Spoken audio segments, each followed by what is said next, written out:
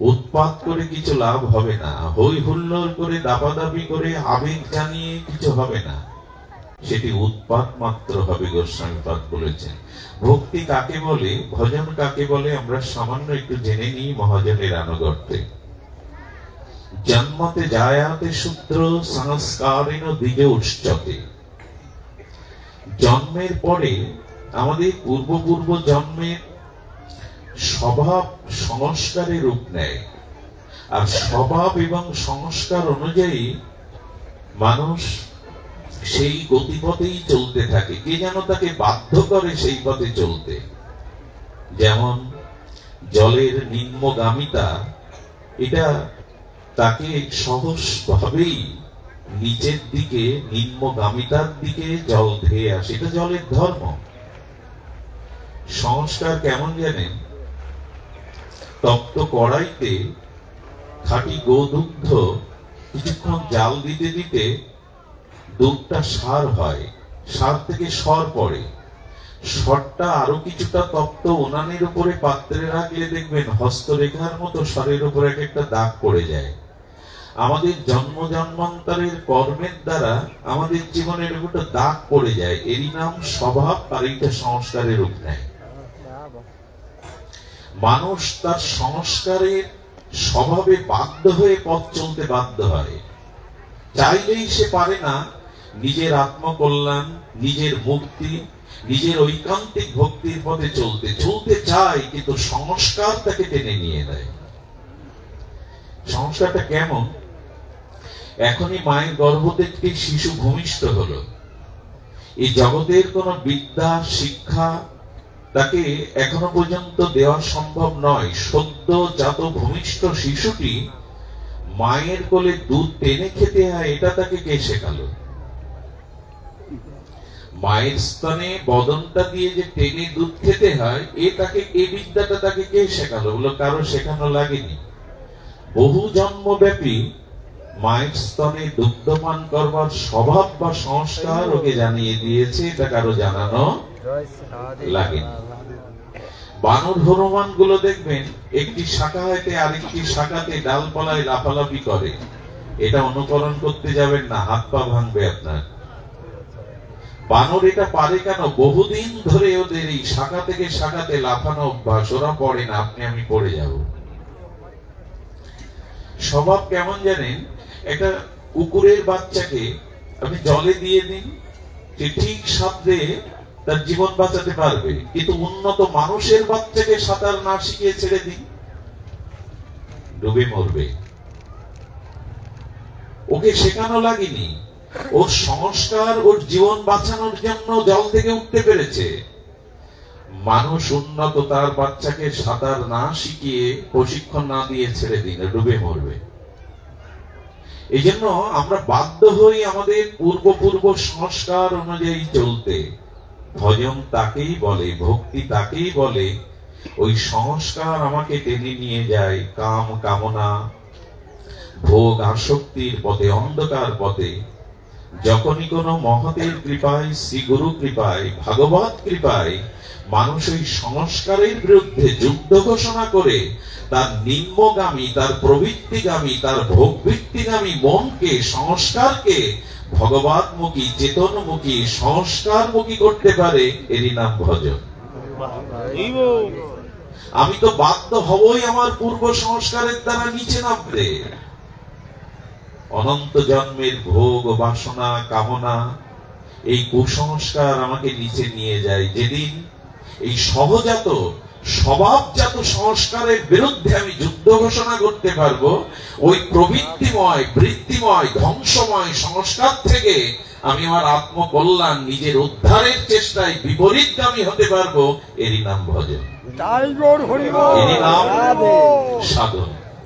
সেটি আমাদের প্রয়োজন, এমনি এমনি হবে না, ভজন চাই। আর এই ভজনটা শুরু হয় আমাদের জীবনে মহতের অনুগ্রহ বা কৃপাতে।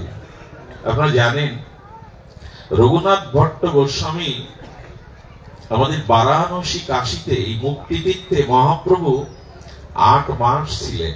তপন মিশ্র আলয়, আলয়টা এখন ভগ্ন, কাশীতে যারা যাবেন, মহাপ্রভু যেখানে 8 মাস ছিলেন, মুক্তিতীর্থ বারাণসীর এই তপন মিশ্র আলয়ে তপন মিশ্রের সন্তান রঘুনাথ, যিনি পরবর্তীতে স্বরগোস্বামীর অন্যতম রঘুনাথ ভট্ট গোস্বামী নামে খ্যাত হয়েছিলেন। তো মহাপ্রভু যখন 8 মাস পরে ব্রজের উদ্দেশ্যে আর তিনি কাশী ত্যাগ করবেন, বারাণসী ত্যাগ করবেন, তখন ভট্ট গোস্বামী শিশু বা একটু কৈশোর উকি দিয়েছে, তাকে ডাকলেন। দেখি থেকে এই কথাগুলো বলছেন মহাপ্রভু, নির্দেশ দিচ্ছেন মহাপ্রভু। 8 মাস রহি প্রভু ভট্টে বিদায় দিলা। 8 মাস কবিরাজ কৃষ্ণ গোস্বামীর অনবদ্য, আমরা স্বর্ণাক্ষরে যেভাবে লিখেছেন চৈতন্য চরিতামৃতে তা বলছি। 8 মাস রহি প্রভু ভট্টে বিদায় দিলা। ভট্টকে বিদায় দিচ্ছেন, কি বলছেন? বিবাহ না করিও বলি নিষেধ করিলা। গোস্বামী, আমার একটা নির্দেশ হলো, ভট্ট তুমি বিবাহ করো না। কেন বিবাহ করতে নিষেধ করছেন পরে বলছি, কিন্তু তার পরের লাইনটা শোনো। বৃদ্ধ পিতামাতা যায় করহ সেবন। কে বলছেন কথাটি? শ্রীকৃষ্ণ চৈতন্য মহাপ্রভু বলছেন, বৃদ্ধ পিতামাতা যাও করহ সেবন, বৈষ্ণব পাঠ ভাগবত করো অধ্যায়ন। মহাপ্রভুর এগুলো সাধারণ নির্দেশ না, এগুলো মন্ত্র না, মহামন্ত্র। এগুলো সাধারণ নির্দেশ না, অসাধারণ নির্দেশ। বৃদ্ধ পিতামাতা যাও করহ সেবন, বৈষ্ণব পাঠ ভাগবত করো অধ্যায়ন, পুনরপি একবার আসিও লীলা চলে, এত বলি কণ্ঠমালা দিল তার গলে। মহাপ্রভু আশীর্বাদ করলেন। এখানে আমার বলবার অভিপ্রায় হলো এই, উনি বৃদ্ধ পিতামাতাকে সেবা করতে বললেন। মহাপ্রভু নির্দেশ দিচ্ছেন, কিছু মনে নেবেন না, আমাদের এই বর্তমান কাল একটা অন্ধকারাচ্ছন্ন সময় নেমে আসছে এই ভক্তি জগতেও, ভজন জগতেও। কোন কোন যুবক, কোন কোন তরুণ হঠাৎ করে ভাবাবেগে সে বেশ নিয়ে নেয়, বৃদ্ধ পিতামাতাকে ত্যাগ করে চলে যায়। আরো বিড়ম্বনা কি জানেন? হঠাৎ করে দীক্ষা, শিক্ষা, ভক্তি অনুশীলন করে বাড়ি এসে বলে মার হাতে খাবো না, মার হাতে আমার কিছু খাওয়ার নির্দেশ, আচার্য নিষেধ করেছেন, মা সদাচারী নয়, মা আমিষ ভোজন করে, মার হাতে খাবো। এই বিড়ম্বনা গুলো এখন আমাদের সামনে আসে, কিন্তু মহাপ্রভু কি বলছেন দেখুন, বৃদ্ধ পিতামাতা যাও করহ। কাকে বলছেন? ভট্ট গোস্বামীকে। মহাপ্রভুর পরিকরেরা, নিজজন, অনন্য অসাধারণ চরিত্র স্বরগোস্বামীর অন্যতম ভট্ট গোস্বামী, তাকে বলছেন বৃদ্ধ পিতামাতাকে সেবা করো, আর যতটুকু সময় পাবে বৈষ্ণব পাশে গিয়ে ভাগবত পরায়ণ হও, ভাগবত।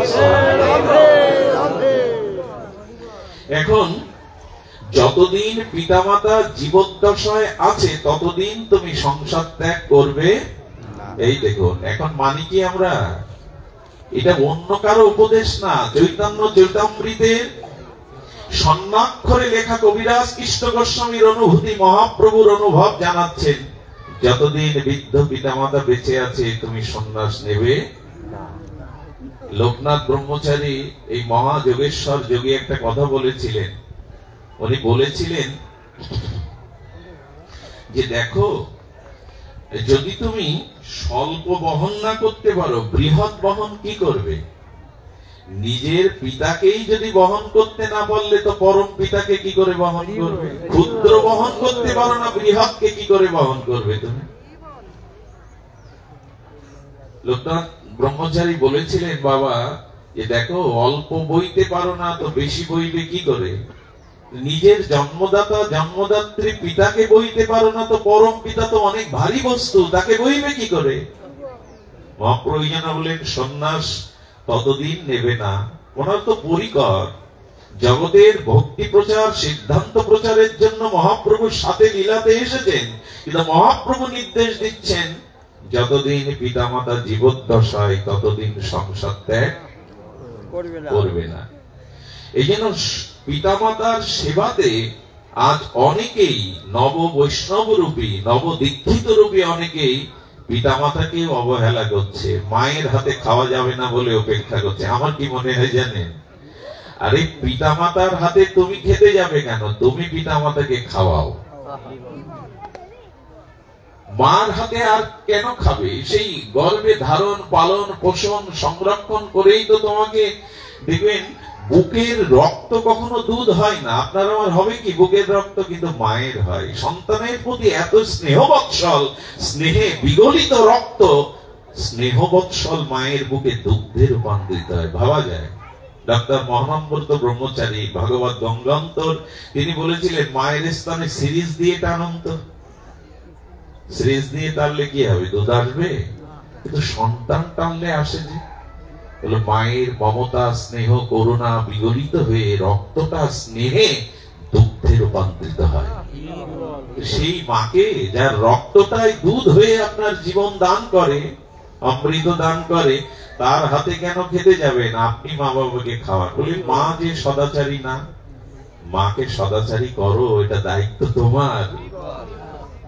সবসময় পিতামাতা সন্তানকে পথ দেখাবে এমন নয়, সন্তান ও পিতামাতাকে পথ দেখাবে। এজন্য শাস্ত্র বলেছে যে দেখুন, একজন গৃহস্থ তার ধর্ম হলো পিতা মাতার প্রতি আনুগত্য, তাদের সেবা ভাবনা। এটি না করলে কি হয়, সাক্ষাৎ জমের মুখে একটু শুনুন, ভয় লাগবে। যদি ভয় লাগে তো ভালো, আর যদি ভয় না লাগে তো বলার কিছু নেই। কি বলছেন? ভাগবতে বিশেষ একটা নির্দেশিকা আছে এই শ্লোকটির উপরে, যস্তজ আত্মজ কল্প আত্মনা চ ধনেন চ বৃত্তিং চ দদত্তং প্রেত্য সমাংসং খাদায়ন্তি হি। আমার তো ভয় করে অন্তত এই শ্লোকটা পাঠ করতে গেলে। মাতরং পিতরং বিদ্য ভাজ্যাং সাদ্দি সুতং শিশুম গুরু বিপ্রম প্রপন্নং ন কল্প ভবি ভ্রশ্চন মৃত। যে পুত্র সক্ষম হয়েও, যে পুত্র শারীরিক মানসিক সক্ষম হয়েও আর নিজের দেহ অর্থ সম্পদ দ্বারা সর্বপ্রকারে পিতামাতার সেবা এবং জীবিকা নির্বাহের ব্যবস্থা না করে, মৃত্যুর পরে যমদূত তার মাংস ছিঁড়ে ছিঁড়ে খায়। আমাদের বর্তমান সমাজে ভক্তির নাম করে, ভজনের নাম করে এখন পিতামাতাও আমাদের কাছে অবজ্ঞার পাত্র পাত্রী হয়ে গেছে। খুব সতর্ক থাকবেন, এটা মহাপ্রভু নির্দেশ দিচ্ছেন, এটা ভাগবত ধর্ম নির্দেশ দিচ্ছেন। যিনি ক্ষমতা থাকা সত্ত্বেও পিতামাতা, সতী স্ত্রী, শিশু সন্তান, ব্রাহ্মণ, গুরু শরণাগত ভরণ পোষণ না করেন, তিনি নিঃশ্বাস ক্রিয়া নিলেও মৃত ব্যক্তি, তিনি জীবিত নন।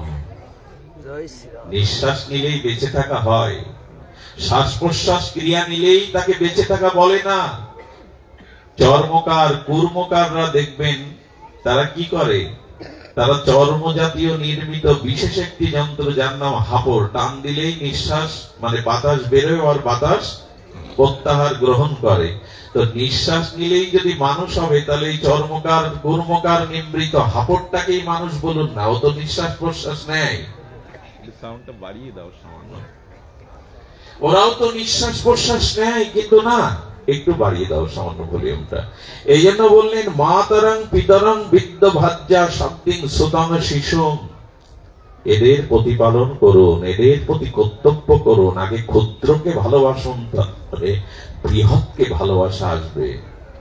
সুধীজন, এই জন্য চলার পথে পিতামাতার আশীর্বাদ একান্ত প্রয়োজন। আমাদের সাধনার পথে, জীবন চলার পথে পিতামাতা গুরুবর্গের আশীর্বাদ ছাড়া আমরা এক পাও এগিয়ে যেতে পারবো না।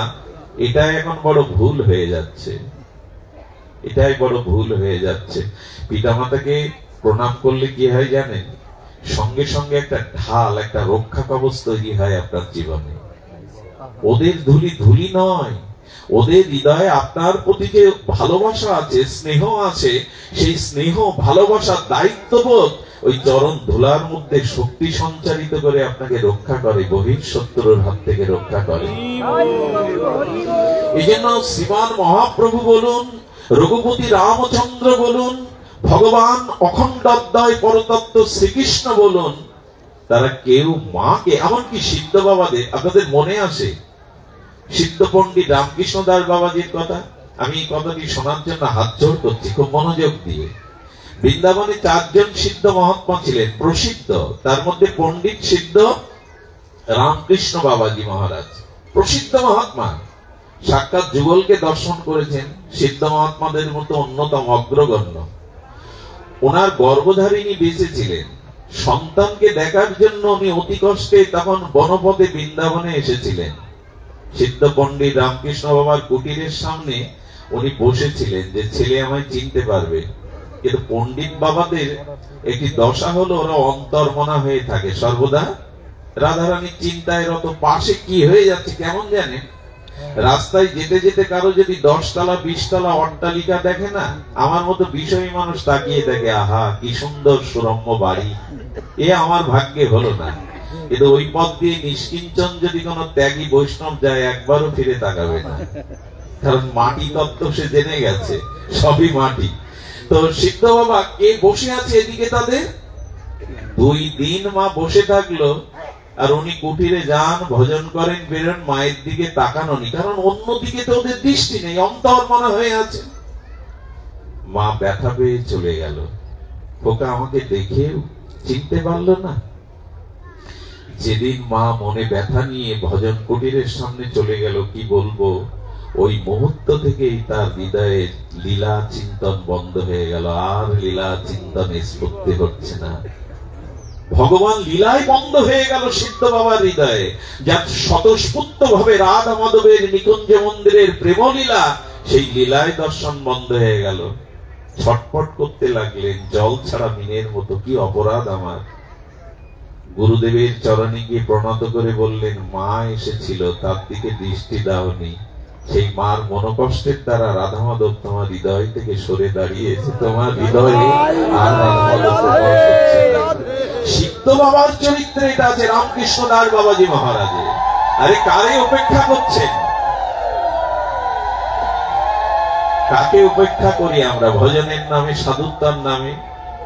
সিদ্ধ বাবা চলে গেলেন মায়ের চরণে, 2 চরণ ধরে অনেকক্ষণ কাঁদলেন, মাগো তোমার মনে ব্যথা পাওয়ায় সমস্ত ভজন আমার স্তিমিত হয়ে গেছে, রাধা মাধবের নিত্য লীলা আমি আর দেখতে পাচ্ছি না, কৃপা করো। মাকে আনলেন, যতদিন বেঁচে দিলেন সিদ্ধ বাবা নিজে হাতে মাকে সেবা করেছেন।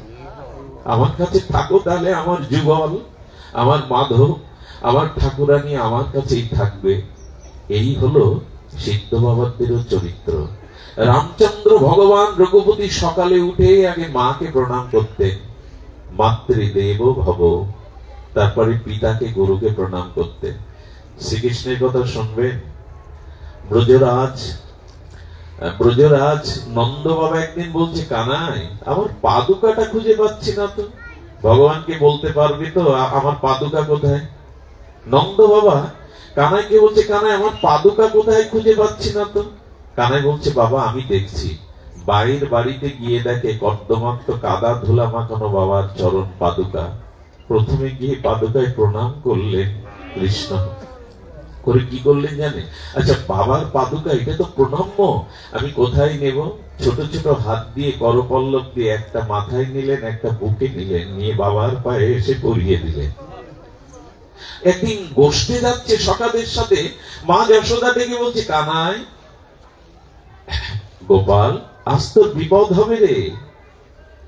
আচ্ছা মা যদি পেছন থেকে ডাকে জানবেন অমঙ্গল নয়, ওই একজন ডাকলে আপনার মঙ্গল আছে, আর সকলে ডাকলে মনে করতে পারেন যাত্রা ভঙ্গ হতে পারে, কিন্তু মা যদি পেছন থেকে ডাকে জানবেন আপনার কোনো মঙ্গল আছে। মা ছোটবেলা থেকে তোর অসুর আর অসুর, তোর প্রতি কত শত্রুতা, আজকে তোর গোষ্ঠে কোনো বিপদ হতে পারে। কেন মা? আজকে তো আমার পায়ের ধুলো মাগলি না গোপাল। মা যশোদা নিজের চরণ থেকে সেই পায়ের ধুলা হস্তে করে নিয়ে গোপালের মাথায় বুকে মাখিয়ে বললেন, যা আর কোনো বিপদ আজ আর তোর হবে না, আজ হয় না। পিতা মাতাকে প্রণাম করে তাদের চরণ ধুলি অঙ্গে মাখন মাথায়, দেখবেন বিপদ আপনাকে স্পর্শ করবে না। আজ এই আশীর্বাদ দেওয়া আছে। যারা আমার কথা শুনছেন, ভাগবত কথা শুনছেন, তাদের মধ্যে আবার বর্তমান সমাজের কিছু নব্য শিক্ষিত বা বৈষ্ণব আচরণকারী ভক্ত কিন্তু একটা প্রশ্ন পাল্টা করতে পারেন আমার কাছে। খুব ধ্যান দিন মা, এদিকে লক্ষ্য করুন, পাঠ শুনুন। একটি প্রশ্ন কিন্তু তুলতে পারেন, যে মহাপ্রভু বলছেন পিতামাতার সেবা করো, ভাগবত পরায়ণ হও, সেই মহাপ্রভু কিন্তু এর বিপরীতে আর একটা কথা বলেছেন। আপনাদের সাংঘর্ষিক মনে হতে পারে। সাংঘর্ষিকটা কি জানেন? যারা বলছে পিতামাতাকে ত্যাগ করে ভজন করা যায়, পিতামাতা ঋষির কাছে কোনো ভক্তিময় ভজনময় ভক্ত ঋণী না, একথা মহাপ্রভু বলে গেছেন। যারা কৃষ্ণ ভক্তি পরায়ণ, ভগবত ভক্তি পরায়ণ, এরা পঞ্চঋণের ঋণী না। বোঝা যায় কি কথা? পিতৃঋণ, মাতৃঋণ, ঋষি ঋণ, দেব ঋণ, নিরি ঋণ, ভূত ঋণের কাছে এরা ঋণী না, যিনি কৃষ্ণ ভজন করবেন। বলে এই তো সমাধান। তুমি কেন আগ বাড়িয়ে এসব বলতে যাচ্ছ? কৃষ্ণ ভজন পরায়ণ হলে ভজন করতে থাকলে কোনো পিতামাতার কাছে তো ঋণী থাকার কথা না। বুদ্ধদেব পিতামাতাকে ছেড়ে চলে গেলেন, অনেকেই গেছেন। মহাপ্রভু সচিমাকে ছাড়লেন, সচিমার তো অন্য অবলম্বন ছিল না। স্বামী চলে গেছে, বড় পুত্র বিশ্বরূপ চলে গেছে, 7-7টা বোন মরে গেছে, ঘরে বিষ্ণুপ্রিয়া, এসব রেখে প্রভু তুমি চলে যাচ্ছ, আবার তুমি এই উপদেশ দিচ্ছ পিতামাতাকে সেবা করো। বিপরীত মনে হয় না কথাটি? হ্যাঁ, বিপরীত মনে হতে পারে। সিদ্ধান্ত আলোকে মহাপ্রভু কি, ভাগবত চৈতন্য চৈতামৃতে মহাপ্রভু কি বলেছেন জানেন? কাম ত্যাগী কৃষ্ণ ভজে, শাস্ত্র আজ্ঞা মানি, দেব ঋষি পিতৃদিগের কবু নহে। এই তো সমাধান। আমি যদি মা বাবাকে ত্যাগ করে, সবকে ত্যাগ করে কৃষ্ণ ভজন করি, আমার তো ঋণ থাকলো না। এই সিদ্ধান্ত আসবে কিনা? মহাপ্রভুই বলছেন, এ পৃথিবীতে অনন্ত সাধু সন্ত সন্ন্যাসী মহারাজগণ সবই তো ত্যাগ করে চলে গেছেন। স্বামী বিবেকানন্দও ত্যাগ করেছিলেন। মহানামজি, এই বিশ্বের অন্যতম শ্রেষ্ঠ মহাত্মা সাধক বর্গ, তারাও তো করেছেন। এখানে শব্দটা লক্ষ্য করুন,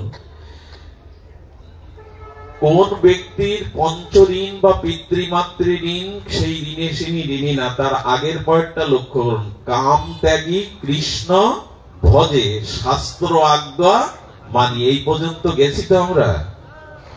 খুব সহজ না? কামনা ত্যাগ করা খুব সহজ। শাস্ত্র আজ্ঞা পালন করে যতদিন তোমার দুর্বার কামনা বাসনা ত্যাগ না হবে, ততদিন পর্যন্ত তুমি এই ঋণ থেকে মুক্ত না। সেই দিনই তুমি ঋণ মুক্ত হবে যেদিন সকল কামনা বাসনা ত্যাগ করে শাস্ত্র আজ্ঞা পালন করে ভজন করবে। এ পর্যন্ত যাওয়া খুব সহজ। এই পর্যন্ত না যাওয়া পর্যন্ত তুমি এক কাজ করো, ভাগবত কি বলে দিয়েছেন, এই পর্যন্ত তোমাকে যেতে হবে, এটা তোমার লক্ষ্য। তবে তাবৎ কর্মাণি করবিত না নিবেদ্যতি যাবতা, ততদিন তুমি সংসারে পিতামাতা গুরুবর্গের সেবা করো। মত কথা শ্রবণাদৌ বা শ্রদ্ধা যাবত জায়তে যাবন্ন জায়তে, যতদিন আমার উপর পূর্ণ আত্মসমর্পণ না জন্মাবে, ততদিন তোমাকে এই কাজ করে যেতে হবে। রাধে রাধে। খুব সতর্ক। এই যুক্তি যেন আমরা পাল্টা তুলে আবার পিতামাতা গুরুবর্গের সেবা বঞ্চিত না হয়। সমস্ত কামনা ত্যাগ করে শাস্ত্র আজ্ঞা মেনে যেদিন আপনি প্রস্তুত হবেন, সেই দিনই আপনি কারো কাছে ঋণী হবেন না। সেটি বলেছেন, যে কাল পর্যন্ত নিত্য নৈমিত্তিক কর্মে মনে নির্বেদ অবস্থা না আসে, বাসনার শূন্যতা না আসে, ততদিন সংসারে থাকো, ততদিন এদের সেবা করো। যেদিন আমার কথায় তোমার পূর্ণ শ্রদ্ধা হবে, আত্মসমর্পণ হবে, সেদিন জানবেন। পরমহংস একটি কথা বলেছিলেন, গাছের কাঁচা ফল ঝড়েও পড়ে না। বেলটা তো পড়তে চায় না, বেল শ্রীফল কাঁচা অবস্থায়, কিন্তু যখন পেকে গেল ওরা আংশুড়িও লাগবে না, ঝড়ও লাগবে না, আপনি থেকেই পড়ে যাবে। যেদিন সাধন করতে করতে, পিতামাতার সেবা করতে করতে যেদিন তোমার কামনা ত্যাগ হবে, শাস্ত্র আজ্ঞা পূর্ণ পালন করবে, সেদিন তোমার ত্যাগ করতে হবে না, ত্যাগ আপনিতেই এসে যাবে। সেই দিন ত্যাগ করো। তার আগে এদের ত্যাগ করতে যেও না। এই জন্য শাস্ত্র বলেছে যে না, সেবা করে। এটা আমাদের প্রাথমিক পড়া। এই পড়াটা হলো আমাদের প্রাথমিক পড়া। মাস্টার কি বলে, ছোট শিশুরা ভর্তি হলে কি বলে, ওদের কি পড়া? প্রাক প্রাথমিক শিশু পড়া। এই শিশু পড়াটা আমাদের, যেমন যদি অ ক খ আমরা হাতে খড়ি না দেই, উচ্চ অক্ষর জ্ঞান, উচ্চ বিদ্যা জ্ঞান কিন্তু এই হাতে ঘড়িটা খুব দরকার। আমাদের প্রত্যেকেই আমাদের দরকার হাতে ঘড়ি। প্রাথমিক কাজটা আমাদের কিন্তু করতেই হবে। ভজন আমাদের জীবনে কি আনে, আমি সময় যেহেতু অতিবাহিত করে ফেলেছি, অপরাধী হয়েছি, এই জন্য সংক্ষিপ্ত সূত্র বলি। ভজনের মধ্যে যে জিনিস থাকতে হবে সেটা হলো ত্যাগ এবং বৈরাগ্য। এই বিষয়ে আজকের কিঞ্চিত আলোচনা। ভজনে যদি সফলতা আসতেই হয়, সেই প্রেম ভক্তি লাভের জন্য যদি হৃদয়ে কিঞ্চিত উৎকণ্ঠা ব্যাকুলতা জাগে, আপনার অভিলাষ যদি ভগবৎ প্রাপ্তি হয়, এই জন্ম জরা মৃত্যু ব্যাধি কাল কবলিত হতে যদি, সংসার হতে যদি, সংসার চক্র থেকে যদি আপনাকে উদ্ধার হতে হয়, তবে আপনার ভজন জীবনে প্রথম যেটি প্রয়োজন, সেই প্রয়োজন হলো বিষয় ভোগাসক্তি ত্যাগ। আর এটাই ছিল মহাপ্রভুর শিক্ষা। তবে মহাপ্রভুকে দিয়েই শুরু করি। ত্যাগ এবং বৈরাগ্য না হলে এ পথে কিছু পাওয়া যাবে না। যশ খ্যাতি অর্থ বিত্ত স্বর্গপ্রাপ্তি এগুলি যদি ধান্দা থাকে হৃদয়ে, তবে এ পথে এসো না।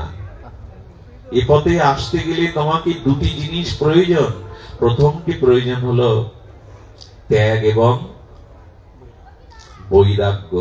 ত্যাগ বৈরাগ্যের দৃষ্টান্তটা শ্রীমান মহাপ্রভুর চরিত্রাও থেকে আমরা একটু আস্বাদন করি। শয়নের কালে স্বরূপ তাহাই রহিলা। খুব ধ্যান দিয়ে শুনুন, বড় মার্মিক কথা। শয়নের কালে স্বরূপ তাহাই রহিলা, তুলিকাণ্ড দেখি প্রভু ক্রোধাবিষ্ট হইলা। প্রভু ক্রোধ করছেন, চৈতন্য ভগবান রাধা কৃষ্ণ মিলিত তনু পরতত্ত্ব ক্রোধ করছেন। কেন? গোবিন্দের পুছে ইহা করাইল কোন জন, জগদানন্দের নাম শুনি সঙ্গ ছইল মন। কি দেখেছেন জানেন প্রভু? প্রভু দেখেছেন মহাপ্রভু শয়ন করতেন কিসের উপর শুনুন। শেষ 12 বছর গম্ভীর গাম্ভীরার মধ্যে মহাপ্রভু স্মরণ করতেন। 12 বছর মাথায় কোনো বালিশ দেননি। যে ভগবান আমাদের ভক্তি দান হরিনাম দান করতে এসেছিলেন কৃপা করে, এই কারুণ্য ঘন বিগ্রহ এমন করুণা নিয়ে, এমন দরদ নিয়ে জীবের সামনে আর কোন ভগবৎ স্বরূপে অবতার আসেনি। আমার মহাপ্রভু নিতাই চাঁদ যে রূপে এসেছেন, আর কেউ আসেনি, আসবেও না আগামীতে। শ্রীমান মহাপ্রভু কিসে শয়ন করতেন? মাথায় বালিশ ছিল না। মহাপ্রভু শয়ন করতেন কলা সরলা। দেখেছেন কলার পাতার মাঝখানে যে শক্ত অংশটা থাকে ওকে সরলা বলে। ওই সরলাটা রৌদ্রে শুকিয়ে চিকিয়ে চিকিয়ে একটা পাল্লা পুরানো প্রসাদী কাপড় সেলাই করে মহাপ্রভু স্বীকার করেছিলেন। কেন জানেন?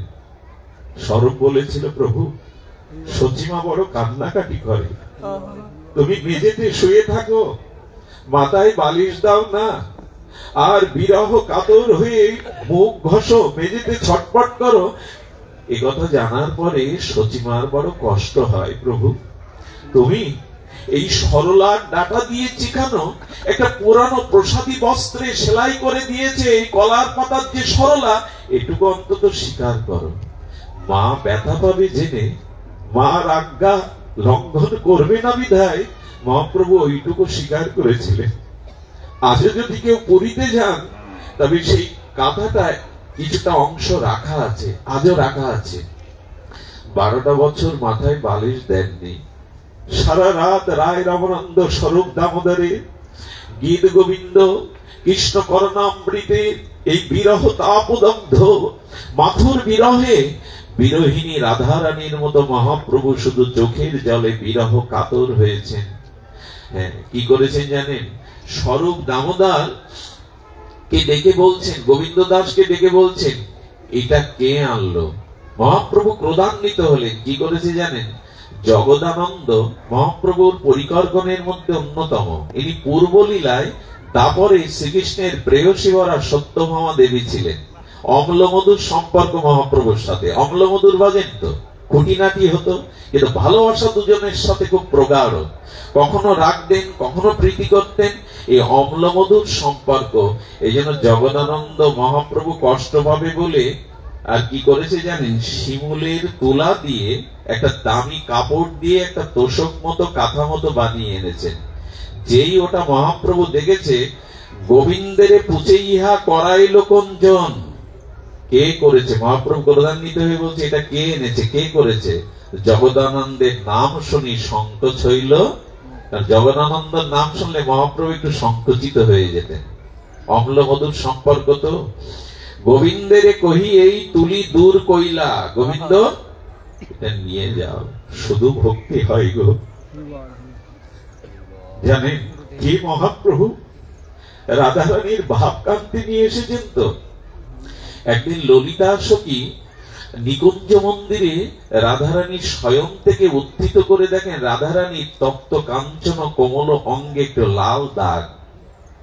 হঠাৎ ললিতা ক্রোধান্বিত হয়ে বলছেন, কাল কোন সখী মঞ্জরি রাধারানীর বিছানা করেছিল? সেই সখী এসে হাত জোর করে দাঁড়িয়েছেন, বললেন, তোমার ফুলের পাপড়ির সাথে একটা শক্ত পাপড়ির অংশ লেগেছিল, তাতেই কমলা আর রাধারানীর অঙ্গে লাল হয়ে ব্যথা লেগেছে, আর কোনোদিন তুমি শয্যা রচনা করবে না। সেই রাধারানীর ভাব নিয়ে মহাপ্রভু মেঝেতে পড়ে আছে। কেন জানেন? আপনি না কইলে ধর্ম শেখানো না যায়। আমি যদি ত্যাগ বৈরাগ্য স্বীকার না করি, আসতে কলিহত জীবের ভোগ এবং আসক্তি প্রবান জীবের বৈরাগ্য আসবে না। আমি কিন্তু একবারও বলছি না আপনারা এইভাবে শয়ন করুন, কিন্তু ভজনের জন্য কিছু তো ত্যাগ লাগবে, বৈরাগ্য লাগবে। মহাপ্রভু সেইটা নিজে আচরণ করছেন। আর কি বললেন? গোবিন্দেরও কহি এই তুলি দূর কইলা, কলার সরলার উপরে শয়ন করিলা। সেই পূর্বের কলার সরলার উপরে প্রভু শয়ন করলেন। স্বরূপ কহে তোমার ইচ্ছা কি কহিতে পারি, শয্যা অপেক্ষেলা পণ্ডিত দুঃখ পাবে ভারী। প্রভু স্বরূপ দামোদর খুব অনুভবী। ভগবানের পাশে, গুরুদেবের পাশে থাকতে গেলে অনুভূতি থাকতে হয়। অনুভূতিটা না থাকলে সেবা করা যায় না। বলে কয়ে সেবা হয় না, এটা দাও ওটা দাও, এর দ্বারা সেবা করা যায় না। সেবা হতে গেলে তার মনের ভাবনাটা বুঝতে হয়। আমি পুরো দিনের কথা মনে পড়ে, আমাদের হরিপুরুষ বন্ধু সুন্দরের কথা। বন্ধু সুন্দর একবার তার যে সেবক প্রভুকে একটু শাক অন্ন করে দিতেন, প্রসাদ করে দিতেন, প্রভু হঠাৎ করে তার প্রসাদ পাওয়া বন্ধ করলেন। হরিপুরুষ বন্ধু সুন্দরের সামনে যখন প্রসাদ রাখছে সেবক, 3 দিন ধরে প্রসাদ পাচ্ছেন না উনি। আর প্রসাদ না পাওয়ার কারণে কি করেছেন? প্রসাদ না পাওয়ার কারণে বন্ধু সুন্দরের এই প্রসাদ না পাওয়ায় ভক্ত বড় ব্যথা জেগেছে। কেন প্রভু পাচ্ছেন না? এক মরমী ভক্ত তাকে জানালো, তোমার রন্ধন ক্রিয়ায় কোথাও না কোথাও অভিমান এসেছিল সেবাতে। তোমার অভিমান এসেছে, এই অভিমানের কারণে প্রভু সেবা নিচ্ছে না। তুমি এক কাজ করো, নিরভিমানে চোখের জলে আজকে সেবা প্রস্তুত করো তো, রান্না করো তো। কি বলবো আপনাদের, তো বাবা এসছেন নাকি? জয় নিতাই গৌর প্রেমানন্দে হরি বল, হরি বল। আমাদের পরম পূজ্যপাদ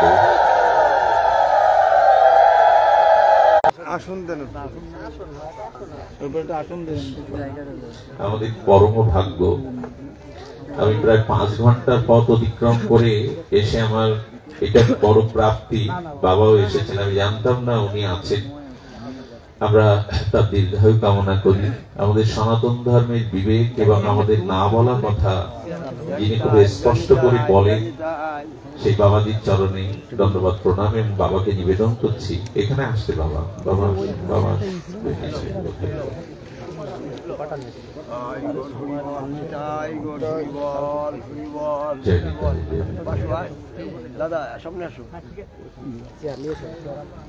প্রভু কহেন খাটে কানহ পাড়িতে। স্বরূপ দামোদর গোস্বামী বলছেন, প্রভু জগদানন্দ বড় ব্যথা পাবে মনে, বাবা না বাবা না আমি নিচে বসলে আরো ভালো বাবা। হবে। জগদানন্দ বড় ব্যথা পাবে প্রাণী প্রভু, তুমি অন্তত স্বীকার করো। প্রভু তখন স্বরূপ দামোদরকে বলছেন এক কাজ করো। প্রভু কয়েন খাট আনো, আনাভো বাড়িতে। প্রভু বলছেন এক কাজ করো, ওই তোষকের উপরে একটা খাট আনো, একটা খাট আনো।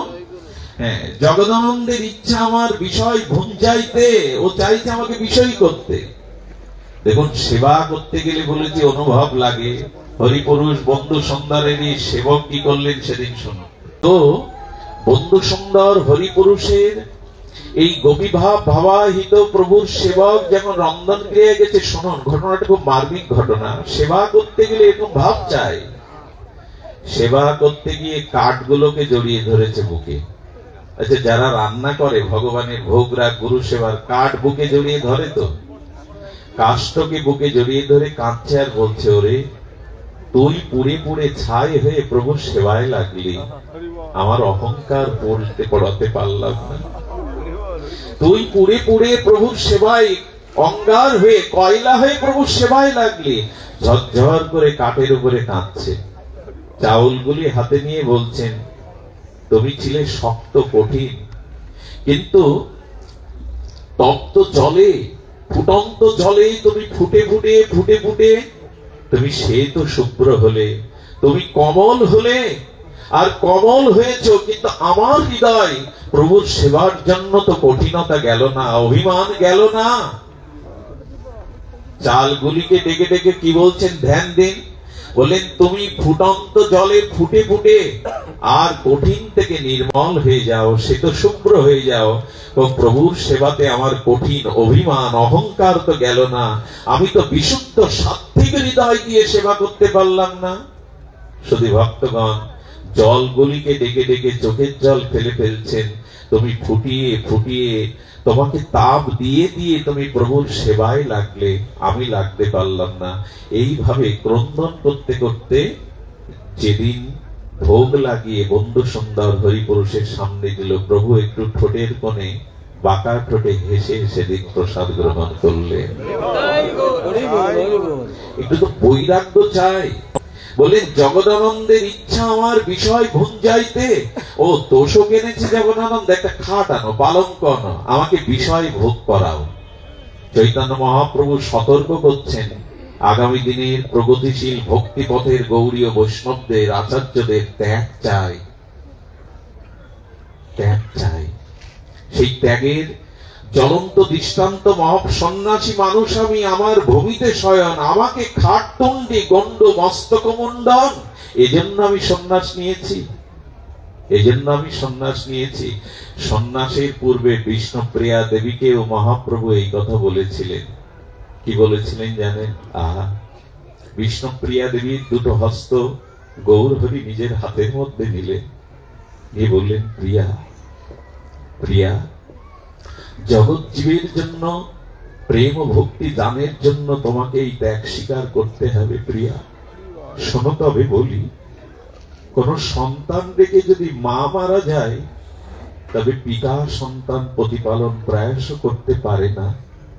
কিন্তু যদি পিতা মারা যায়, মা ভিক্ষা করে কাঙালিনী হয়ে দাসী হয়ে সন্তানকে প্রতিপালন করতে পারে। মহাপ্রভু প্রিয়াজিকে বলছেন, প্রিয়াজি, আমি জীবের পিতা, আমি চলে গেলেও তুমি জগৎ জননী, তুমি বৈষ্ণব জননী, তুমি গৌরীয় জননী।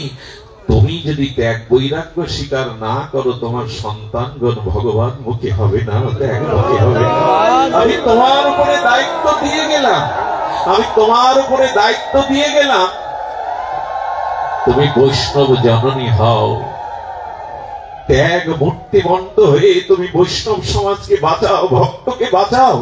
আমাদের সামনে যদি বিষ্ণুপ্রিয়ার এই ত্যাগ, মহাপ্রভুর আদর্শ, গোস্বামীগণের এই ত্যাগ বৈরাগ্য না থাকতো, আমরা প্রায়শ পথ হারিয়ে ফেলতাম গো, পথ হারিয়ে ফেলতাম।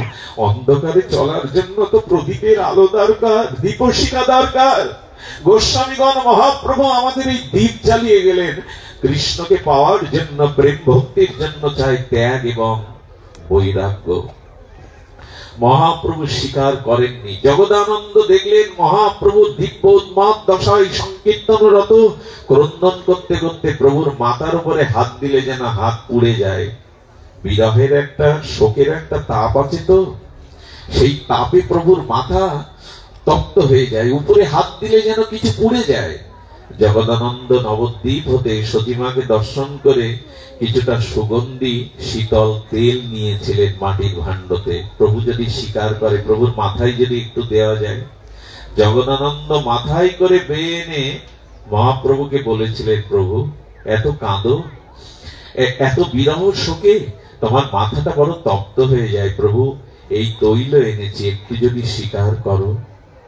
মহাপ্রভু জগদানন্দর দিকে তাকিয়ে বলছেন, খুব ভালো করেছো, আমাকে শীতল করবার জন্য শীতল সুগন্ধি তৈল এনেছো, যাও এই মুহূর্তে জগন্নাথের মন্দিরে দেবালয়ে দিয়ে আসো, তাতে প্রদীপ জ্বলবে, ঠান্ডা তেল মাখবো, শীতল হব, ভালো জামা কাপড় পরবো। হ্যাঁ, এর জন্যই তো সন্ন্যাস নিয়েছি, এর জন্যই তো ধুলাই গড়িয়েছি। তুমি আমাকে ভোগ দিতে চাও, দেহ সুখ দিতে চাও, যাও জগন্নাথের দেবালয়ে প্রদীপের তৈল ধারায় দিয়ে এসো। জগদানন্দ বলছেন, হ্যাঁ দেব। যে যাকে ভালোবাসে না, সেই ভালোবাসার মানুষের প্রতি তার স্নেহ মমতা থেকে অভিমানও আসে, অনুরাগ থেকে অভিমান। নিজজনের প্রতি ছাড়া তো অভিমান আসে না। জগদানন্দ মহাপ্রভুর সামনে সেই তেলটা উঠানে ছুঁড়ে মারলেন। জগন্নাথের দেবালয়ে প্রদীপ দেব না, এত কষ্ট করে বেয়ে এনেছি, যদি একটু স্বীকার করো, মাথায় দাও, শুধু জগন্নাথের দেবালয়ে এই নাও তোমার তেল। মহাপ্রভুকে অনুরাগে ভালোবাসায় ছুঁড়ে ফেলে দিলেন। তেলগুলো আঙিনায় যখন নষ্ট করে দিলেন, গিয়েই ঘরে দৌড় লাগিয়ে দিলেন। আপনাদের কি বলবো, 2 দিন দরজা খোলেননি জগদানন্দ, 2 দিন প্রসাদও পাননি, ঘরের মধ্যে ডুবরে ডুবরে কেঁদেছেন। আর কত ত্যাগ দেখাবে জগতের জন্য? আমি এত কষ্ট করে নবদ্বীপ থেকে একটু তৈল আনলাম শীতল, সেটাও মাথায় দেবে না। আর কত ত্যাগ চাই তোমার, আর কত বৈরাগ্য চাই তোমার? যাক, আমি খাবো না, জীবনই ত্যাগ করব। ভক্তের মরম ব্যথা তো ভগবানই বোঝে। মহাপ্রভু উঠে গিয়ে জগদানন্দ দরজায় কড়া নাড়ছে। জগদানন্দ বড় মধুর কণ্ঠে বলছে, ওঠো জগদানন্দ, এই দেখো তুমি প্রসাদ পাওনি বলে আমিও পাইনি, ওঠো, রন্ধন করো, আমাকে প্রসাদ পাওয়াও। জগদানন্দ ওঠো। যেই প্রভু বলেছেন প্রসাদ পাওয়া হয়নি, তুমি দিলে পাবো, সঙ্গে সঙ্গে অভিমান জল হয়ে দরজা খুলে চরণে পড়েছে। প্রভু কেন পাওনি তুমি? এই হলো আমাদের ঠাকুর, এই হলো আমাদের আদর্শ ত্যাগ বৈরাগ্য। এ পথ ভোগের পথ নয়, এ পথে যশ খ্যাতি পূজা প্রতিষ্ঠা মালা পরাবার পথ নয়। আজকে যদি এই আচরণ মহাপ্রভু করে না যেতেন, আমরা এই পথ পেতাম না। মহাপ্রভু আমাদের এই ত্যাগ বৈরাগ্যের মন্ত্রে দীক্ষা শিক্ষা দিয়ে গেছেন। ত্যাগ ছাড়া তো হয় না গো, ত্যাগ ছাড়া হয় না। রঘুনাথ দাস গোস্বামী আর এক গোস্বামী পাদ জানেন, এখান থেকে 550 বছর পূর্বে তাদের নিট আয় ছিল বছরে 8 লক্ষ টাকা। 20 লক্ষ টাকা আয়ের 12 লক্ষ টাকা তারা সরকারকে দিত। 8 লক্ষ টাকা তাদের নিট আয়। 6 বছর আগে 8 লক্ষ টাকা মানে এখন বুঝতে পারছেন। সেই হিরণ্য গোবর্ধনের সোনার চামচ মুখে নিয়ে এসেছিলেন আমাদের রঘুনাথ দাস গোস্বামী পাদ। ইন্দ্র সম ঐশ্বর্য, রম্ভা উর্বশী সম স্ত্রী, ছোট একটা পুত্র হয়েছিল, কিন্তু রঘুনাথ দাস গোস্বামীকে ঘরে তালা দিয়ে রাখা যায়নি। রাতের অন্ধকারে তিনি গৌর পথে চলেছিলেন। জানেন, 15 দিনের পথ পরিক্রমায় যেতে যেতে 9 দিন কোনো আহার করা হয়নি। এমনি পাওয়া যায় গো তারে? এ পথে ত্যাগ বৈরাগ্য না থাকলে হয় না। সব পেছনে ফেলে দিয়ে আর ছুটে চলেছেন। যেতে যেতে যেতে যেতে তিনি ক্ষুধায় কাতর হয়ে গৌর বিরহে ওখানে পড়ে মূর্ছিত হয়ে গেছেন। এক ব্রাহ্মণ বাড়ি থেকে বেরিয়ে দেখে এক নবযুবক তীব্র ত্যাগ বৈরাগ্যের মূর্তি তার দেহে, তিনি মূর্ছিত হয়ে পড়ে আছেন। বদনে মৃদুমন্দ একটাই শব্দ, হা গৌরাঙ্গ, হা গৌরাঙ্গ। এই শব্দ। বৃদ্ধ গাভীর দুগ্ধ দহন করে, দুগ্ধটা একটু তপ্ত করে সেবা উপযোগী করে কিশোরকে খাইয়ে বললেন, কোথায় যাবে তুমি? লীলা চলে। আশীর্বাদ নিয়ে চললেন। সেই তপ্ত রৌদ্রে আর কাঞ্চনা সম গায়ের রং পুড়ে ছায়ের মতো হয়ে গেছে। ক্ষুধার্ত রঘুনাথ বিরহ ব্যথায় বৈরাগ্যে তিনি গিয়ে মহাপ্রভুর চরণে পড়লেন। প্রভু দেখেও চিনতে পারছে না, গাটা পুড়ে গেছে তো রৌদ্রে, না খাওয়া না দেওয়া। হ্যাঁ, স্বরূপ দামোদর কানে কানে বললেন, প্রভু তোমার রঘুনাথ এসেছে। রঘুনাথ এসেছে, বুকে টেনে নিলেন এবং ঠিক সেই মুহূর্তে মাথায় হাত দিয়ে বললেন, তোমার কৃষ্ণ ভক্তি প্রাপ্তি হোক। সব ছাড়তে পেরেছো তুমি, সবই পেছনে ফেলতে পেরেছো। এই দিনই প্রভু আশীর্বাদ করলেন। এরপরের ঘটনা আপনাদের জানা। কি করেছিলেন জানেন? গোবিন্দ দাসকে বলেছিলেন, ওকে সেবা করো। 15 দিনের মধ্যে 9 দিনই সেবা পায়নি, জল ফল পেয়ে রৌদ্র পুড়ে এসছে। 3 দিন মাত্র সেবা স্বীকার করেছিল মহাপ্রভুর কথা। এরপরে এই জমিদার পুত্র, এই রাজপুত্র কি করেছিল জানেন? আমার বলবার অধিকার আছে তো এই কথা? আমি তো বিষয় নরকের ভোগী, আমার মুখে আমার জিহ্বা কথা মানায় না। সিংহ দুয়ারে ভিখারির ন্যায় হাত পেতে রঘুনাথ দাস গোস্বামী প্রসাদ ভিক্ষা করতে, ভিখারির ন্যায় দাঁড়িয়ে যে তাকে দিত। একদিন মহাপ্রভু স্বরূপকে বলছেন, আরে সিংহ দুয়ারে প্রসাদ ভিক্ষা করা তো বেশ্যার আচার। পতিতা যেমন দেখে কে এলো কে গেল কে কখন আসবে, এটা তো বেশ্যার আচার। এমন কথা বলতে পারো প্রভু? তুমি আর কত শত্রুতা করবে তোমার ভক্তদের সাথে? রাজ্য কেড়ে নিয়েছে, স্ত্রী ত্যাগ করেছে, সম্পদ ত্যাগ করেছে, এখন ভিক্ষার প্রসাদ পাচ্ছে, তাও তোমার সহ্য হচ্ছে না। সোনা খুব উন্নত ধাতু, কিন্তু খাঁটি করতে গেলে তাকেও তো পড়াতে হয় গো। কৃষ্ণ পাওয়া, প্রেম ভক্তি পাওয়া কি মুখের কথা? কতটা চোখের জল ফেলেছি আমরা, মানুষের জন্য কতটা ত্যাগ করেছি জীবন যৌবন, যে দাবি করব আমি মহাপ্রভুর সৈনিক, আমি মহাপ্রভুর ভক্ত। সাত্যবাদীদের দ্বারা ভক্তি রক্ষা হয় না, সমাজ রক্ষা হয় না, ধর্ম রক্ষা হয় না। স্বয়ং ভগবান তার পরিকর নিয়ে দৃষ্টান্ত রেখে গেছেন। রঘুনাথ দাস গোস্বামী ত্যাগ করলেন। সিংহদুয়ারে ভিক্ষা না কি করেন জানেন? সত্রে যেখানে ভক্তদের ভোগ দেয়া হয়, প্রসাদ পাওয়ানো হয়, ওখানে বসে বসে সবার শেষে একটু করে উচ্ছিষ্ট পান। কিছুদিন বাদে দেখলেন রঘুনাথ দাস গোস্বামী আর সত্রে প্রসাদ। মহাপ্রভু বলছেন, স্বরূপ তোমার হাতেই দিয়েছিলাম, তুমি তো বিবাহ করো না, বৈরাগ্য তোমার, তো তোমাকে স্বরূপ তোমার হাতে রঘুনাথকে দিয়েছিলাম, তুমি স্বরূপের রঘুরূপে ওকে প্রতিপালন করো, ওকে সন্তানের মতো আদর্শ ত্যাগ বৈরাগ্য ভক্তি শিক্ষায় তৈরি করো। তোমার রঘু এখন কোথায় প্রসাদ পায়?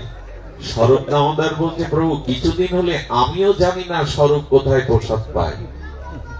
ধ্যান দিন, আমিও জানি না স্বরূপ কোথায় প্রসাদ পায়, তবে প্রভু আমি জানাবো। একদিন গভীর রাত্রে, নিশিত রাত্রের দ্বিপ্রহরে দেখলেন ছোট একটা লণ্ঠন জ্বালিয়েছেন রঘুনাথ দাস গোস্বামী। লণ্ঠন জ্বালিয়ে কি করেছে জানেন? কি করে বলি বলুন তো? আহা, জগন্নাথের যে প্রসাদ, সেই প্রসাদ গুলো না যারা পায়, যেটা উদ্বৃত্ত থাকে, ওই প্রসাদটা ফেলে দেয়া হয়। ওই ফেলে দেওয়া প্রসাদ গুলো কালো গাভীরা খায়। গাভী খেতে খেতে যেগুলো শক্ত, একটু পাওয়ার উপযোগী, সেগুলো গাভী মা গুলো পেয়ে, যেগুলো একেবারে প্রসাদ তো নষ্ট হয় না, তবু সেবার উপযোগী না, এগুলো গাভী মাও ত্যাগ করে আর ঝাড়ু দিয়ে ড্রেনে ফেলে দেয়। ড্রেন থেকে স্রোতধারায় সমুদ্রে গিয়ে মেশে। রঘুনাথ দাস গোস্বামী সবার অন্তরালে সেই ড্রেনের মধ্যে নেমে ফেলে দেওয়া সেই প্রসাদ গুলো তুলে তুলে শুদ্ধ জল দিয়ে ধুয়ে একটু ভগবানকে জানিয়ে পান। পারবো তো?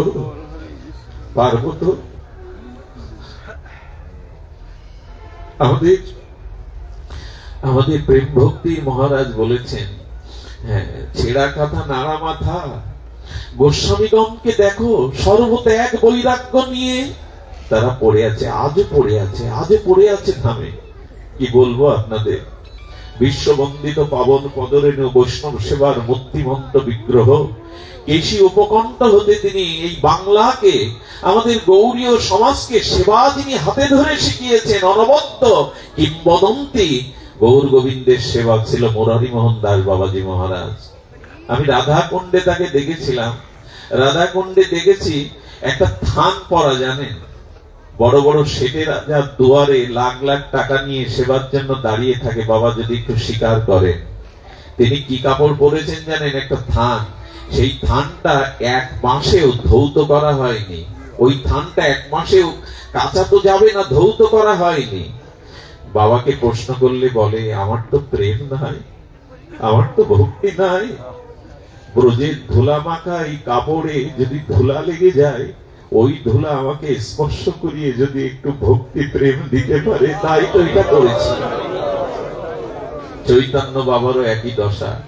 আর একজন তো পড়ে আছে মুখরার গভীর জঙ্গলে মাটির তলে। তিনি ছেঁড়া গামছা পরে থাকেন, যিনি ভারতবর্ষের অন্যতম নৈয়ায়িক আচার্য, বড় পণ্ডিত বাবা। বড় পণ্ডিত বাবা এই জন্য ত্যাগ চাই। এই জগতে ত্যাগ ব্যতীত, বৈরাগ্য ব্যতীত ভক্তি সুরক্ষণ হয় না, ভক্তি রক্ষণ হয় না, কারোর হয়নি, এটা হওয়া সম্ভব নয়।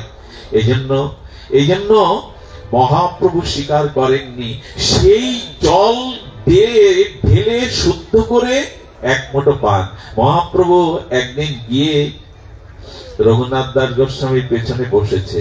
রঘু, রঘু কি পাচ্ছ তুমি? মহাপ্রভু হাতের মুষ্টিটা ধরেছে। রঘু কি পাও? আমাকে দাও, আমাকে একটু দাও।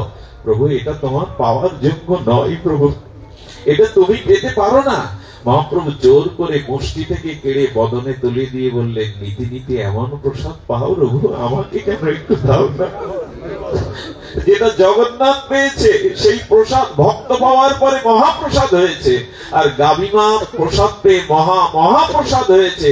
আর সেটা তুমি যখন পাও, আমাকে কেন দাও না? মহাপ্রভু কেড়ে খেলে।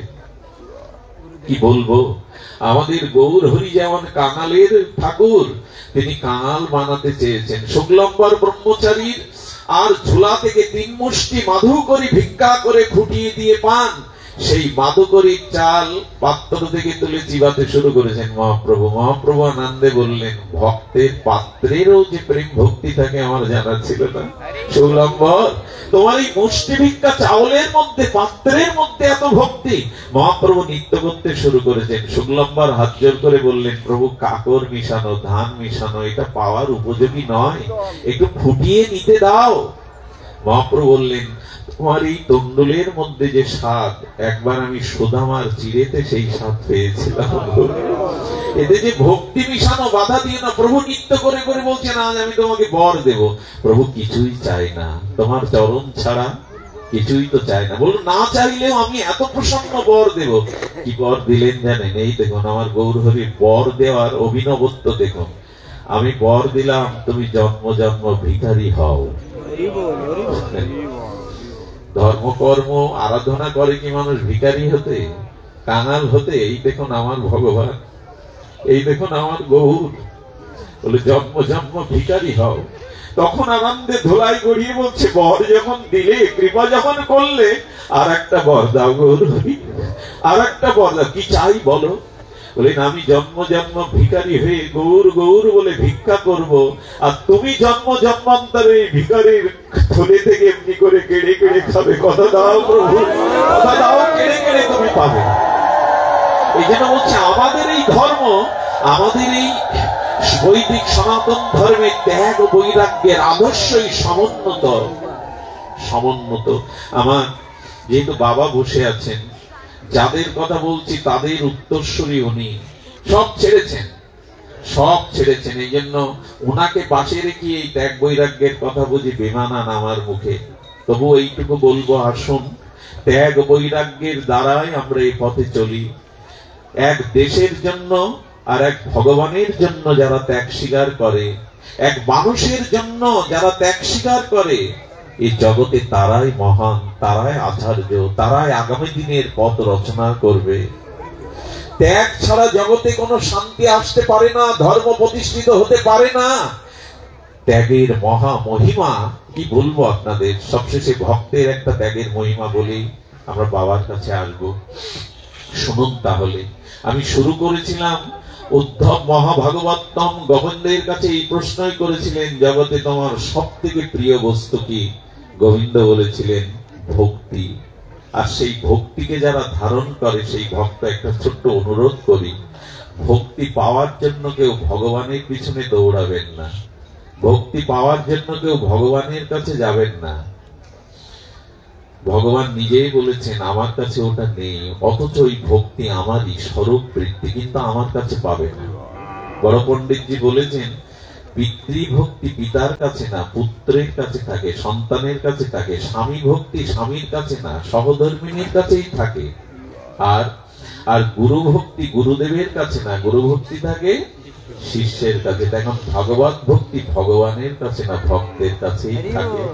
ওদের দুয়ারে যাও, ভক্তের দুয়ারে যাও, ভক্তের চরণ ধুলি চরণ ধৌত জল উচ্ছিষ্ট প্রসাদের মাধ্যমে এই ভক্তি তুমি পাবে।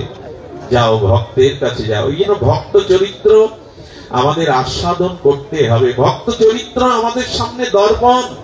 শুনুন সেই কথা, একটু ধ্যান দিয়ে অনুধ্যান করুন। আমি এটি বলেই বাবার কাছে যাব, বিশ্রাম পাবো। ভাগবত একটু ধ্যান দিন। আমাদের জগন্নাথ দেবের অন্যতম ভক্ত হয়েছিলেন আমাদের মাধব দাস বাবাজি। নামটা শুনলেই বড় প্রীতি আসে, নামটা শুনলেই চিত্ত বড় শুদ্ধ হয়। মাধব দাস বাবাজি সব ছেড়েছিলেন, ত্যাগ বৈরাগ্যের মূর্তি নিয়ে জগন্নাথকে ভালোবেসে উনি চলেছেন পুরীর পথে। তখন বৃন্দাবন প্রায় লুপ্ত, জঙ্গলাকীর্ণ বৃন্দাবনে কেউ যেত না।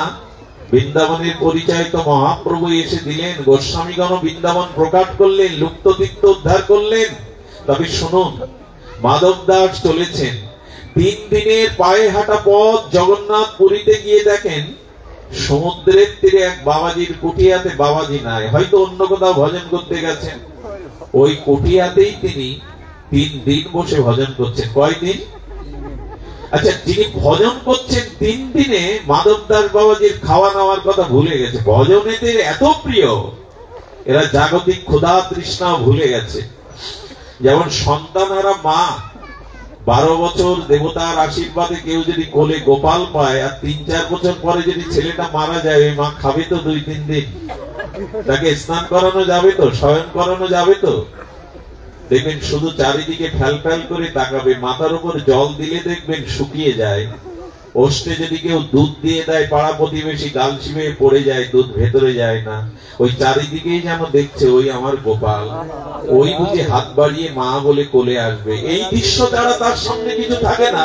তেমন এরা, ওই ভক্তরাও গোবিন্দ ছাড়া, ভজন ছাড়া এদের জাগতিক অন্যদিকে দৃষ্টি নাই। 3 দিন ধরে আর ক্ষুধা তৃষ্ণায় নিরন্তর অবিচ্ছিন্ন তৈলধারায় ভজন করে চলেছে। শুনুন, জগন্নাথ মন্দিরে আজও এই নিয়ম আছে, খুব ধ্যান দিন, লীলাটি বড় মার্মিক শিক্ষণীয়। সোনার থালায় পান্ডারা জগন্নাথের রাতের ভোগ সাজিয়ে রাখেন। কেন জানেন? আমার জগন্নাথ ক্ষুধা সহ্য করতে, রাতে যদি ক্ষুধা লেগে যায় লক্ষ্মী দেবীকে সাক্ষী রেখে থালাটা দিয়ে যায়, সোনার থালা পাবে। এদিকে ধ্যান দিন, এদিকে ধ্যান দিন। সোনার থালায় দিয়েছে, হঠাৎ করে লক্ষ্মী দেবী দেখছেন জগন্নাথের চোখের কোণে চকচক করে উঠেছে জল। লক্ষ্মী দেবী, কমলা দেবী করজোরে বলছেন, প্রভু আপনি কেন কাঁদছেন? কান্নার কারণ শুনবে লক্ষ্মী। ওই দেখো সমুদ্র তীরে আমার মাধব দাস আজ 3 দিন ধরে ভজন করছে, তার মুখে অন্ন যায়নি। আমি ছাড়া তো আমার ভক্তের কেউ নেই, ওরা তো সর্বস্ব আমাকে সঁপে দিয়েছে। লক্ষ্মী, তুমি আমার কথা নাও না, এই থালার প্রসাদটা তুমি মাথায় করে মাধব দাসের ওখানে দিয়ে এসো, যাও। আচ্ছা, জগন্নাথের সেবক নেই, অন্য কাউকে পাঠাতে পারতেন না? গোবিন্দ উদ্ধবকে বলেছিলেন, আমার ভাই বলরামও আমার যত প্রিয় না, আমার লক্ষ্মীর যতটা আমার প্রিয় না, আমার সন্তান আমার যতটা প্রিয় না, আমার কাছে আমার ভক্ত ততোধিক প্রিয়। লক্ষ্মী দেবী, আমার পুত্র ব্রহ্মা আমার কাছে এত প্রিয় না, আমার দাদা বলরাম আমার কাছে এত প্রিয় না, এখন কি লক্ষ্মী দেবীও আমার কাছে এত প্রিয় না। যতটা সর্বস্ব ত্যাগ আত্মসমর্পণকারী ভক্ত আমার কাছে যতটা প্রিয়। জগন্নাথ পাঠাতে পারতেন তার সেবক, কিন্তু লক্ষ্মী দেবীকে দিয়ে পাঠাচ্ছেন। এই জন্য যারা ভজন পথে এসেছেন এই চিন্তা মাথায় রাখবেন না, থাকবো কোথায় আর খাবো কি।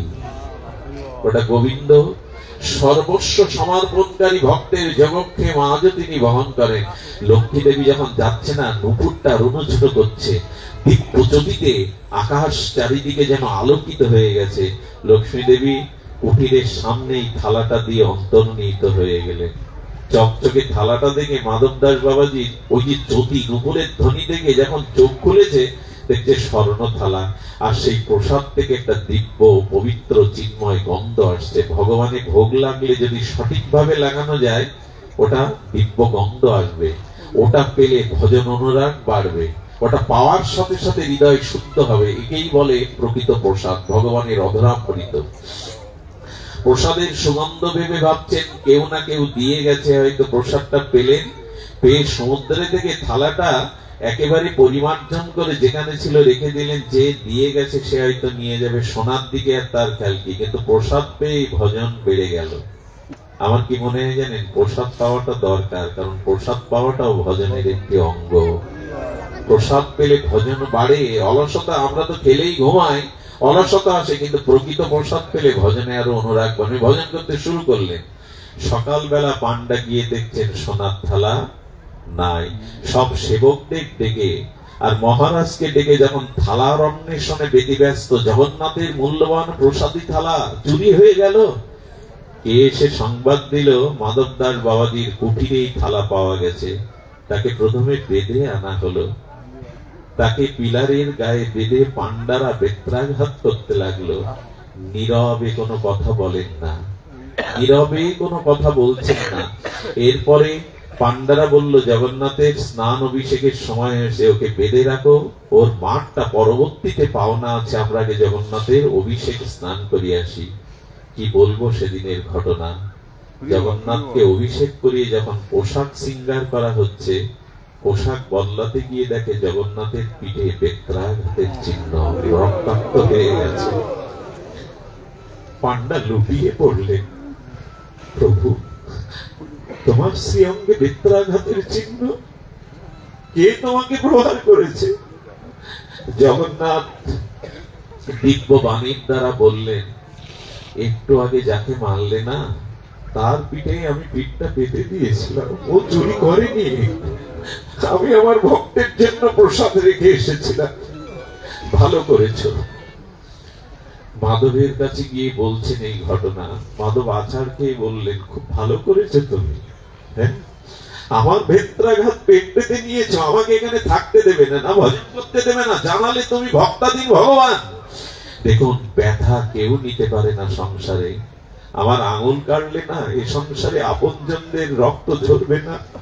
আমাকে সর্প দংশন করলে বিষের জ্বালা কারো করবে না, কিন্তু একজনকে যদি জীবন সমর্পণ করতে পারেন, এ ব্যথা সে নিতে পারে। 22 বাজারে ঠাকুর হরিদাসকে যেদিন বেত্রাঘাত করা হয়েছিল, ঠাকুর হরিদাসের প্রত্যেকটি বেত্রাঘাত মহাপ্রভু পিঠে করে নিয়েছিলেন। একদিন নবদ্বীপেই দেখিয়েছিলেন, মহাপ্রভুর সমস্ত অঙ্গে ওই বেত্রাঘাতের কালো চিহ্ন। হরিদাস লুটিয়ে পড়েছে, কে তোমার এই কাঞ্চন প্রেম অঙ্গে আঘাত করলো? হরিদাস। যেদিন 22 বাজারে ওরা তোমায় বেত্রাঘাত করছিল, আমি পিঠ পেতে দিয়েছিলাম। একমাত্র ব্যথা নিতে পারে ভগবান, একমাত্র ব্যথা নিতে পারে ভগবান। তিনি ছাড়া ব্যথার ব্যথী সংসারে অন্য কেউ নেই। এই জন্য বিষাক্ত সর্বদংশনী বিষের জ্বালা শুধু আমারই করে। অন্যরা ছোটাছুটি করে, ডাক্তার কবিরাজ ওজা ডাকে ওই স্বার্থের জন্য, দেওয়া নেওয়ার জন্য, কিন্তু ভগবানই ব্যথা নিতে পারে। মাধব দাস বাবাজি এমনি করে দর্শন করতে থাকতেন। আমার কি মনে হয় জানেন, যখন মাধব দাস বাবাজি পড়ে গেলেন অতি রক্তসারে, আর মলমূত্র ত্যাগ করতে করতে শৌচের জল নিতে গিয়েই পড়ে গেল, ঘটিটা দূরে সরে গেল, কেউ এগিয়ে আসেনি, কেউ তো নেই তার ভগবান ছাড়া। একজন প্রতীক যেতে যেতে বললেন, বাবা একটু জল দেবে আমায়? বললে, চাকর পেয়েছো? তোমার মলমূত্র গায়ে মাখা কাপড়ে আমি তোমায় জল পেয়ে দেবো? মেথর পেয়েছো? একটু পরে একটা কণ্ঠ ভেসে এলো, মাধব মাধব মাধব বলে যখন ডাকছেন, কণ্ঠস্বরে দেখেন মাধবের গায়ে কে জল দিয়ে তার কাপড়টা, মলমূত্রটা পরিষ্কার করে দিচ্ছে। পেছনে তাকিয়ে দেখে আর কেউ না, স্বয়ং জগন্নাথ জল বয়ে নিয়ে মাধবের কাপড় পরিষ্কার করছে। এই হলো ভক্তের ভগবান। মাধব দাস চোখে জল নিয়ে বললেন, আর কত কলঙ্ক দেবে তুমি আমার মলমূত্র কাটছ, তুমি পরিষ্কার করছো, আর কত কলঙ্কিত করবে আমায়? এ কাজ তোমার নয়, সরে দাঁড়াও। কি বললো জানেন? জগন্নাথ বলল, ভক্ত যেমন আমাকে সেবা করে সুখী হয়, আমারও মাঝে মাঝে সুখ পেতে ইচ্ছা করে ভক্তকে সেবা করে। আমি যদি সুখী হই, তুমি কেন বঞ্চিত করবে? এটুকু করতে দাও। মাধব তখন একটা তাত্ত্বিক প্রশ্ন তুলে ধরলেন। জগন্নাথকে বললেন, এসব না করে তো রোগটাই সেরে দিতে পারতে, রোগটা সেরে দিলে তো সবকিছু চুকে যেত। তখন বলতেন, আমি ইচ্ছা করে এই রোগ সারবো না তোমার। শুনুন আপনারা সেই মার্মিক কথা। মাধব দাস বাবাজিকে জগন্নাথ দেব বলছেন, এই শরীর ধারণ করলে প্রারব্ধ ভোগ করতে হয় জন্ম জন্মান্তরে। সেই প্রারব্ধটা আমি ভক্তকে ভুগিয়ে নিই, সারিয়ে দেই না, রোগ ভুগিয়ে নি। কেন জানো? আমার ভক্তের প্রারব্ধটা আমি খুব দ্রুত ভুগিয়ে নি, যাতে এই সংসারে তাকে আর না আসতে হয়। প্রারব্ধ ক্ষয় করে আমি আমার চরণে তাকে নিয়ে নেব বলে আমি আমার চরণ। আমাদের রাধাকুণ্ড শ্যামকুণ্ডের মাঝখানে এক বাবাজি ছিলেন, তিনি 12 ঘন্টা ভজন করতেন। 12 ঘন্টা এক নাগারে, সন্ধ্যা 6টার এদিকে সকাল 6টা থেকে। ওনার প্রারব্ধ রোগ এসে দাঁড়িয়েছে, কিন্তু ওনার ভিতরে ঢুকতে পারছে না। একদিন উনি প্রশ্নই করছেন, আরে তুমি আমার ছায়ার মতো বাতাস দাও, কে তুমি? বলো, তোমার প্রারব্ধ রোগ হয়ে তোমার শরীরে ঢুকতে চেষ্টা করছি, কিন্তু হরিনাম ভজনের জন্য আমি তোমার ভিতরে ঢুকতে পারছি না। গাল গল্প নয়। তখন বলছে, আচ্ছা আমার প্রারব্ধ ভোগ কয় বছরের আছে রোগ? বলো 12 বছরের। বললো, ও সময় নেই, আমি 12 বছর সেবাবিহীন থাকলে, অসুস্থ হয়ে পড়ে থাকলে তো সেবা হবে না। তুমি তোমার কাজ করো, আমি আমার কাজ করি। বলে, এক কাজ করো, আমি তো ঢুকতে পারছি না, তো একটা 12 বছর না 12 দিন অন্তত ভুগতে দাও। বলে, ও সময় আমার কাছে নেই, সেবা ছাড়া ভজন ছাড়া। তখন বললেন, শেষ প্রস্তাব দেখো, প্রারব্ধ সবারই ভোগ করতে হয়, রামচন্দ্রকেও প্রারব্ধ না হলে বনবাসে যেতে হয়। তবে শোনো, তুমি 12 ঘন্টা সময় তোমাকে দিতেই হয়। বলো, রাজি আছে, আজকে রাত্রে এসো। এই 12 ঘন্টা রাত্রে কাটা কবুতরের মতো ছটফট করেছিলেন সেই ব্যাধিতে, সকালবেলা ছেড়ে গেল। আমি বলি কি, প্রারব্ধ নাশ হবে না, তবে প্রারব্ধ ভুগিয়ে নিয়ে কম করে দেবে যদি ভজনে থাকে, ভগবানের চরণে থাকে। এক রাজা সেই রাজার যিনি রাজ জ্যোতিষী, সেই জ্যোতিষী হাত দেখতে গিয়ে নিজের হাত একদিন দেখে বললেন কি, 1 সপ্তাহ পরে রাজা তাকে কলঙ্ক দিয়ে মুখে চুনকালি মাখিয়ে জুতোর মালা পরিয়ে রাজ্য থেকে ত্যাগ করে দেবে। এটা ওনার প্রারব্ধে আছে। জ্যোতিষ তো মহা জ্যোতিষী। নিজের হাত থেকে উপায় না পেয়ে সাধুর কাছে গেলেন, সাধু বাবা কোন উপায় আছে? বলে, উপায় আছে, তুমি পারবে। তুমি এক কাজ করো, ঝোপঝাড়ের মধ্যে গিয়ে জয় সিয়ারাম জপ করো 3 ঘন্টা, কেন সারাদিন জপ করো, চোখও খুলবে না, আর ক্ষুধা তৃষ্ণার কথা ভাববে না। তোমার প্রারব্ধ যদি ভগবান স্মরণে কিছুটা আসে, ওনার কি আর অভ্যাস না থাকলে কি আর ভজন হয়? 3 ঘন্টা জপ করার পরে হঠাৎ চোখ খুলেছে। 3 ঘন্টা পর চোখ খুলে বলেছেন, বাবাজি তো বলেছেন একটু করি না।